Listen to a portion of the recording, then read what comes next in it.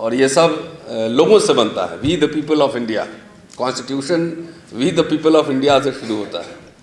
तो लोग कितने त्राहिमाम हैं ये हम लोग भी घूमते हैं, देख रहे हैं। और दिल्ली जैसे कैपिटल सिटी में एक ही जगह दो तरह के कानून काम करते हैं दिल्ली में। इस कार्यक्रम में हमारे साथ कमल उसरी साहब हैं, ट्रेड यूनियनिस्ट हैं, और इनके साथ मैं 2-4 दिन था भोपाल में, तो उन्होंने रेलवे के बारे में मुझे ऐसी ऐसी बातें बताई जो मुझे पता भी नहीं था। इन्होंने कहा कि आधा से ज़्यादा ऑलरेडी प्राइवेटाइज हो चुका है।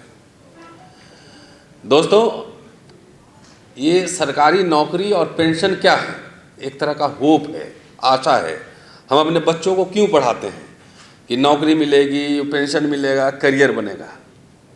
सेना और रेलवे दो सबसे बड़ी ऐसी संस्था रही भारत सरकार की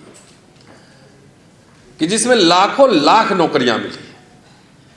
और आज़ादी के बाद अंबेडकर, जवाहरलाल नेहरू में जो भी सैद्धांतिक मतभेद रहे हों, लेकिन ये बात पे एकमत है कि भारत को एक मॉडर्न नेशन, एक डेमोक्रेटिक रिपब्लिक बनाना है और पब्लिक सेक्टर यूनिट को ठीक करना है। पब्लिक सेक्टर यूनिट अगर ठीक होगा, स्कूल कॉलेज सब सस्ता होगा, हमारा जब मिडिल क्लास बनेगा, चाहे दलित हो, ब्राह्मण हो, मुस्लिम हो, कोई भी हो, आप जिनसे पूछिएगा तो सब सरकारी स्कूल से पढ़े या सरकारी कॉलेज से पढ़े लोग ही मिलेंगे।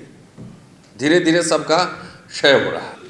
मुल्क कई त्रासदी से और संकट से गुजरा, लेकिन कर्मचारियों का पेंशन बंद नहीं हुआ। और ये सबके लिए था, कर्मचारी के लिए नहीं। हम सबको एक होप था कि हम सब नौकरी में जाएंगे, हमारे बच्चे नौकरी में जाएंगे तो उनको पेंशन मिलेगा रिटायरमेंट के बाद। ये सबके लिए था। वो सबसे पहले अटल बिहारी वाजपेयी ने 2004 में इसको ख़त्म कर दिया। और अभी राजस्थान में सरकार बदली है, कांग्रेस ने लागू किया था ओल्ड पेंशन स्कीम। बीजेपी की सरकार आई है, उन्होंने फिर ख़त्म कर दिया। इससे in middle class in general अगर पेंशन नहीं मिले तो मिडिल क्लास इन जनरल उनके ऊपर तो जो डंडे पड़ेंगे तो पड़ेंगे ही, सब पे, हम पे भी पड़ेंगे, सब पे पड़ेंगे। लेकिन जानते हैं इसके पीछे चाल क्या थी?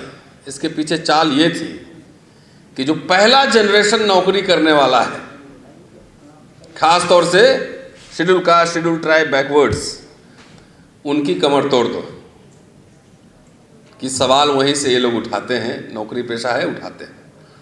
क्या चल रहा है अभी ओल्ड और न्यू पेंशन स्कीम का? और चूंकि 2004 में न्यू पेंशन स्कीम लागू हुआ था, तो वो जो पौधा रोपा गया था अटल बिहारी वाजपेयी के द्वारा, उसका फसल अब कटने लगा है।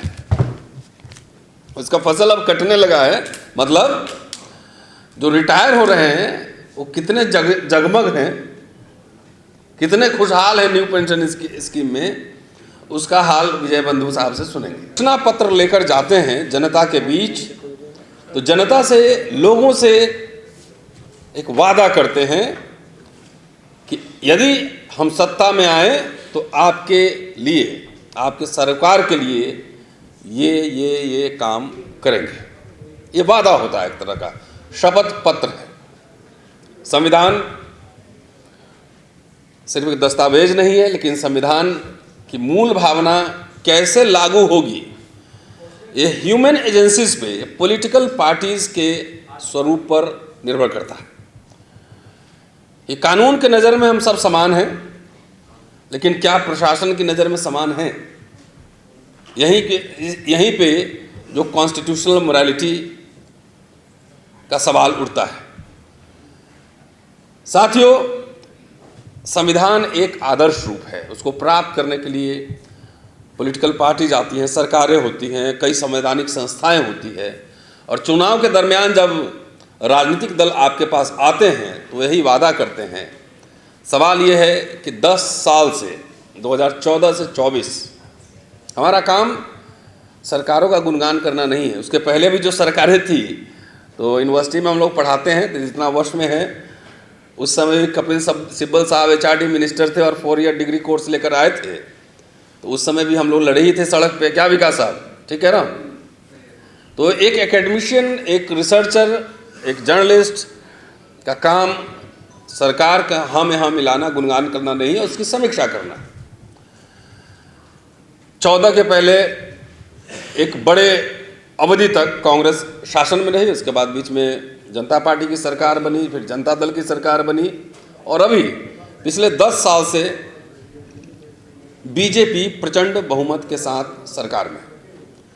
और 10 साल से हम लोगों ने कई जन आंदोलनों को देखा है कि उन्होंने जब वादा किया था कि अच्छे दिन आएंगे, 15 लाख रुपए मिलेंगे, किसानों की आय दुगुनी होगी, टैक्स, वो वीडियो मैंने देखा इलेक्शन के पहले 14 के, कि टैक्स इतना प्यार से मीठा मीठा बोल रहे हैं मोदी साहब कि जो टैक्स हेवन का पैसा है, जो मैं कह रहा हूँ गूगल पे सर्च कर लीजिएगा कि मोदी ऑन टैक्स हेवन, कि टैक्स हेवन का पैसा विदेश से लाएंगे और जो हमारे ईमानदार अधिकारी ऑफिसर लोग हैं उनको 10%, उसका 10-15% उनको पुरस्कार स्वरूप देंगे।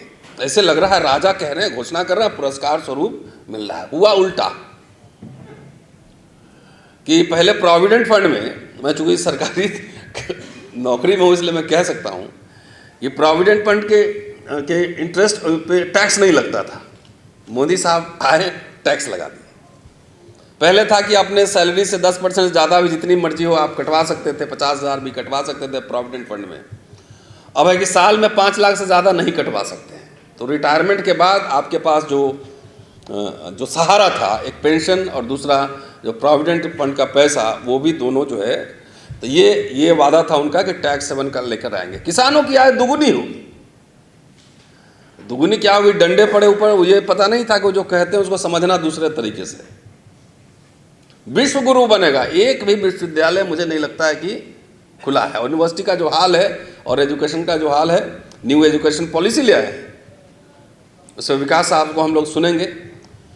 तमाम मजदूर, किसान, पूरे संगठन, 2 करोड़ रोजगार, बेरोजगारी बढ़ गई।